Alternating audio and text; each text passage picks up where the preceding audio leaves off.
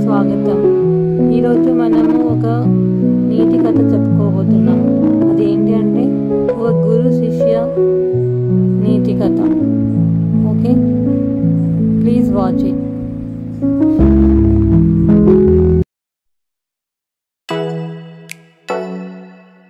చాలా కాలం క్రితం ఒక చిన్న గ్రామంలో గురువు శిష్యులు నివసించేవారు.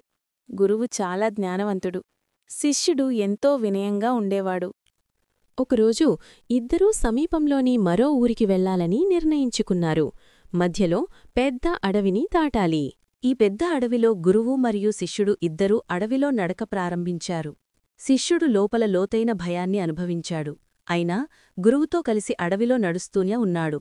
ఇద్దరూ నడుస్తూనే ఉన్నారు. శిష్యుడు గురువుతో కలిసి నడుస్తూనే ఉన్నాడు.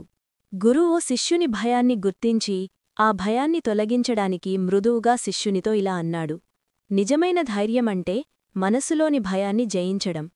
ఎంత భయపడతామో అంత బలహీనులమవుతాం. కాబట్టి మనసులో భయమున్నా బయట చూపకూడదు. సాదాసీదాగా ధైర్యవంతుడిలా ప్రవర్తించాలి. ఈ మాటలు శిష్యునితో చెప్పుకుంటూ గురువు నడుస్తూ వెళ్లాడు. ఇలా నడుస్తూ మాట్లాడుతూ కొత్త పాఠాలను బోధిస్తూ ఇద్దరూ ఒక నది దగ్గరికి చేరుకున్నారు. అక్కడ ప్రవహిస్తున్న ఒక చిన్న నది వద్ద వారు ఆగారు.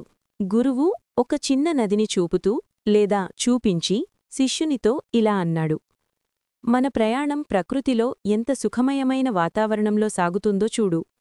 మన ఆత్మ చాలా భావోద్వేగంగా మారుతోంది. దీన్ని చూస్తూ నేను నీకొక విషయం చెప్పదలుచుకున్నాను. ఆ నది ఎంత శాంతంగా లయబద్ధంగా ప్రవహిస్తున్నదో చూడు. ప్రవహించే నీటి ప్రతి చుక్కలో ఒక జీవం ఉంటుంది. మనం ప్రకృతిని గౌరవించాలి. అప్పుడు ప్రకృతి మనకు జీవించడానికి కావలసిన శక్తి, ఉత్సాహం, కొత్త జీవితం ఇచ్చే నీతి. నిజమైన విద్య అంటే జ్ఞానం మాత్రమే కాదు, మంచితనాన్ని, ధైర్యాన్ని, కరుణను నేర్చుకోవడం.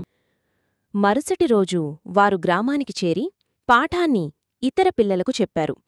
శిష్యుడి జీవితమంతా గురువు బోధనలను పాటించాడు. హాయ్ వ్యూవర్స్, ఈ కథ నచ్చినట్లయితే మీరు మా ఛానల్కి ఒక like, share, comment and subscribe చేయండి. Thank you for watching.